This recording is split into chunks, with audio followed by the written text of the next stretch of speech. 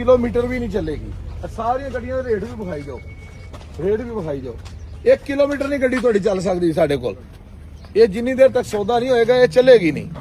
और उस तो बाद जैक राड व्हील पाना टायर जिस तरह के अक्सर लोग की करते हैं, मालक को पता नहीं होता गड्डी ओदी सेल हो जाती है, उन्हें पैसे नहीं मिलते। डोगर मोटर से ऐसा कोई सिस्टम नहीं, ऐसा कोई फंक्शन नहीं।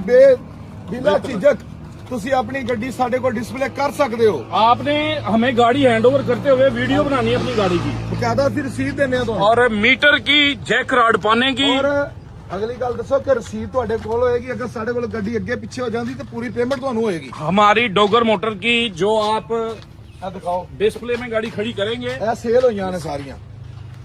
ਅਲ ਜਲੀਲ ਗਾਰਡਨ ਮਾਸ਼ਾਅੱਲਾ ਜਿੰਨੀਆਂ ਲੋਕ ਗੱਡੀਆਂ ਬਾਹਰ ਛੋਟੇ ਛੋਟੇ ਮੇਲੇ ਲੱਗਦੇ ਨੇ ਉਹਨਾਂ 'ਚ ਐਵੇਂ ਫਜ਼ੂਲ ਟਾਈਮ ਜ਼ਾਇਆ ਕਰਨ ਵਾਲੀ ਗੱਲ ਹੁੰਦੀ ਹੈ ਕਿ ਆਪਣਾ ਟਾਈਮ ਨਾ ਜ਼ਾਇਆ ਕਰੋ, ਆਪਣਾ ਕੀਮਤੀ ਵਕਤ ਹੈ ਇਹਨੂੰ ਜ਼ਾਇਆ ਨਾ ਕਰੋ।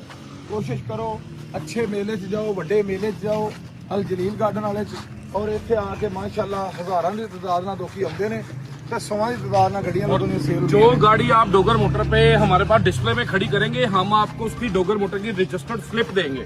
बिल्कुल। और स्लिप अगर आपकी गाड़ी को कुछ हो जाता है या इधर से गाड़ी गायब हो जाती है तो डोगर मोटर उसका पूरा रिस्पॉन्सिबल है भाई। हाँ जी, ये कोई नहीं है कि भाई हमें नहीं पता। अपनी गड्डी बिना झिझक खड़ी करें, डिस्प्ले करो, डरना नहीं। डोगर मोटर ਤੁਹਾਡਾ ਆਪਣਾ ਸ਼ੋਰੂਮ ਹੈ, ਇੱਥੇ ਨਾ ਤਾਂ ਤੁਹਾਡੀ ਗੱਡੀ ਤੁਹਾਨੂੰ ਪੈਸੇ ਮਿਲਣ ਤੋਂ ਬਗੈਰ ਸੇਲ ਹੋਣੀ ਹੈ। ਜਿਸ ਤਰ੍ਹਾਂ ਕਿ ਅਕਸਰ ਇੰਜ ਹੋ ਜਾਂਦਾ ਗੱਡੀ ਲੋਕ ਉਧਾਰ ਵੇਚ ਦਿੰਦੇ ਨੇ, ਕਾਗਜ਼ ਕਿਸੇ ਕੋ ਪਏ ਹੁੰਦੇ ਨੇ, ਲੋਕ ਡਰਦੇ ਹੋਏ ਗੱਡੀਆਂ ਨਹੀਂ ਖੜੀਆਂ ਕਰਦੇ। ਸਾਡੇ ਮੇਲੇ 'ਚ ਗੱਡੀ ਲੈ ਕੇ ਆਓਗੇ ਤੁਹਾਨੂੰ ਜਿਹੜੀ 30 ਲੱਖ ਵਾਲੀ ਗੱਡੀ ਹੈ ਉਹਦਾ ਲੱਗੇਗਾ 29 ਲੱਖ ਰੁਪਏ, 29.5 50,000 ਦਾ ਡਿਫਰੈਂਟ ਹੁੰਦਾ ਹੈ। ਤੇ ਜੇ ਸਾਡੇ ਕੋਲ ਖੜੀ ਕਰੋਗੇ ਤੇ ਅਸੀਂ 30 ਲੱਖ ਰੁਪਏ ਦੀ ਤੁਹਾਡੀ वो भी आपका खत्म कर देंगे हम। ਉਹ ਵੀ ਖਤਮ ਹੋ ਜਾਏ। ਤੇ ਜਿਹੜੇ ਬੰਦੇ ਸਾਡੇ ਕੋਲ ਗੱਡੀ ਲੈ ਕੇ ਜਾਂਦੇ ਨੇ ਉਹਨਾਂ ਨੂੰ ਇਹ ਜ਼ਰੂਰੀ ਇਤਲਾਹ ਹੈ ਉਹਨਾਂ ਵਾਸਤੇ ਕਿ ਕਈ ਲੋਕ ਸਾਡੇ ਕੋਲ ਗੱਡੀ ਖਰੀਦ ਕੇ ਲੈ ਕੇ ਜਾਂਦੇ ਨੇ ਔਰ ਉਹ ਵਾਪਸੀ ਜਦੋਂ ਵੇਚਣ ਆਉਂਦੇ ਨੇ ਉਹ ਕਾਲੇ ਪੈ ਜਾਂਦੇ ਨੇ, ਜਲਦੀ ਕਰਦੇ ਨੇ ਤੇ ਫਿਰ 50,000 ਲੱਖ ਰੁਪਏ ਦਾ ਉਹਨਾਂ ਦਾ ਨੁਕਸਾਨ ਵੀ ਹੋ ਸਕਦਾ ਹੈ। लेकिन जनाजियां ਦਾ ਦੱਸ ਦਿਓ ਕਿ ਵੱਡੇ ਵੱਡੇ ਉਹ ਨਹੀਂ ਸੀ ਖੜੇ। ਹਾਂ, ਬੈਰੀ ਬੇੜਾ ਸਾਡੇ ਕੋਲ ਨਾ ਖੜਾ ਕਰੋ, ਬੈਰੀ ਬੇੜਾ ਅਸੀਂ ਬਿਲਕੁਲ ਨਹੀਂ ਖੜਾ ਕਰਦੇ। ਜਨਾਜ਼ੇ ਜਿਹੜੇ ਨੇ ਗੱਡੀਆਂ ਬੇਕਾਰ ਗੱਡੀਆਂ ਨੇ, ਬੇਕਾਰ ਗੱਡੀ ਤੇ ਅਸੀਂ ਸ਼ੋਰੂਮ ਤੇ ਖਿਲਾਰਦੇ ਨਹੀਂ ਕਿਉਂਕਿ ਉਹ ਜਿਹੜੀ ਤੁਰਨ ਨੂੰ ਆਵਾਜ਼ਾਰ ਹੋਵੇ।